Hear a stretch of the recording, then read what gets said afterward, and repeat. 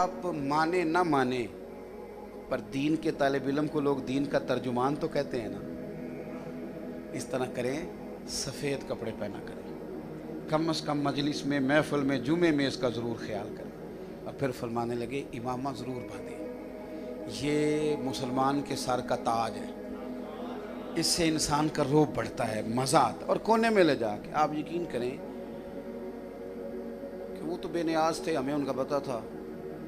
دور دور تک کوئی شائبہ ہی نہیں تھا کسی لالچ کا. کوئی مرید ہونے آتا تھا تو میں نے خود دیکھا، جس شہر سے بندہ آتا اس شہر کے 3-4 پیروں کا نام لکھ کے دیتے، کہتے پتر یہ دور ہے کیویں آئیں کرے گا، فلاں بزرگ ہوتے ہیں فلاں. یہ سودا اب کوئی بھی نہیں بیچتا، یہ کام بکتا ہے، یہ تو ختم ہو گئی بات. وہ جو بیچتے تھے دوائے دل، وہ دکان اپنی بڑھا گئے، ختم ہو گیا معاملہ. تو وہ اس درد سے بات بیان کرتے تھے، اس پیار سے بات بیان کرتے تھے کہ زمانے بیت گئے پر جملوں کی چاشنی کانوں میں ابھی بھی باقی ہے. بات ختم کرنے لگا ہوں. صاحب مرقات کہتے ہیں زازان نام کا گویہ تھا، آواز بڑی سریلی تھی، کسی مجلس میں گانا گا رہا تھا. اچانک صحابی رسول حضرت عبداللہ ابن مسعود رضی اللہ تعالیٰ عنہ اور نبی پاک صلی اللہ علیہ وسلم نے فرمایا عبداللہ ابن مسعود اسی طرح قرآن پڑھتے ہیں جس طرح قرآن نازل ہوا تھا. بہترین قاری، بہترین عالم قرآن کے حضرت عبداللہ ابن مسعود گزرے تو کانوں میں آواز گئی اس گویے کی.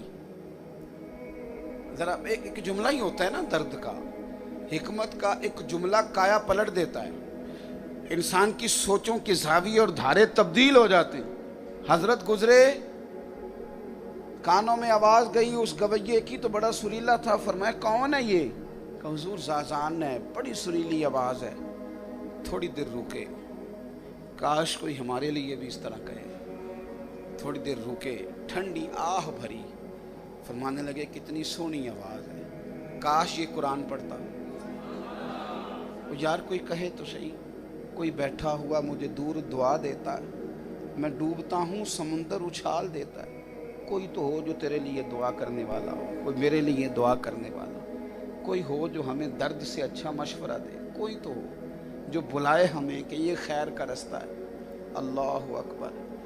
فرمایا کاش یہ قرآن پاک پڑھتا. یہ کہہ کے تشریف لے گئے.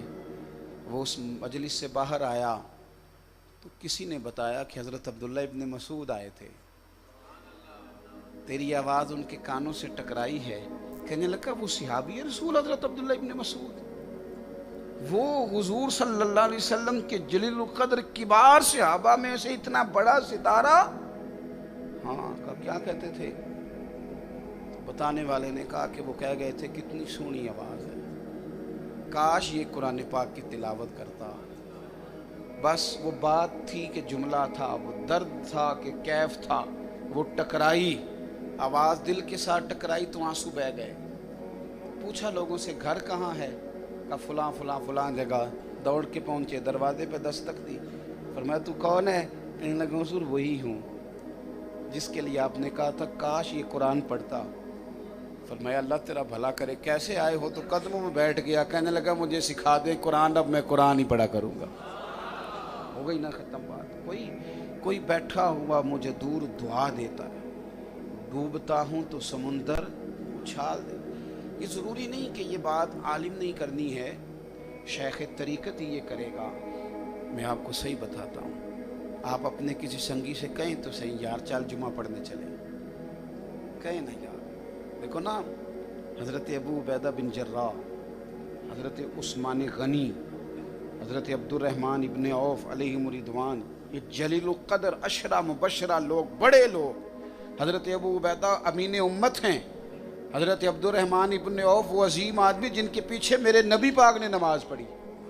حضرت عثمان غنی جن سے حضور فرمائے میں کیوں حیا نہ کروں، جس سے فرشتے بھی حیا کرتے ہیں.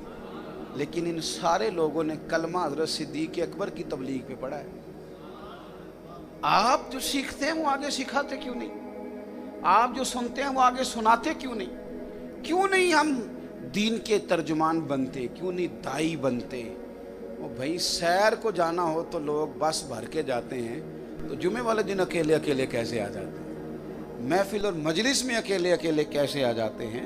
हम तो होटल पे दावत खाने जाना हो तो अकेले बंदे का दिल नहीं लगता, वो दो को साथ ले ही जाता है। तो महफिलों में, मजालिस में, खैर की जगहों पे किस तरह अकेले जाते हैं। 3 बातें की हैं, फिर दोहराता हूँ। एक तो हमें अपना आप पहचानना चाहिए, हम हुजूर की उम्मत हैं और हमारे ज़िम्मे एक बड़ा काम लगाया गया है दीन के पैगाम को आगे बढ़ाने का।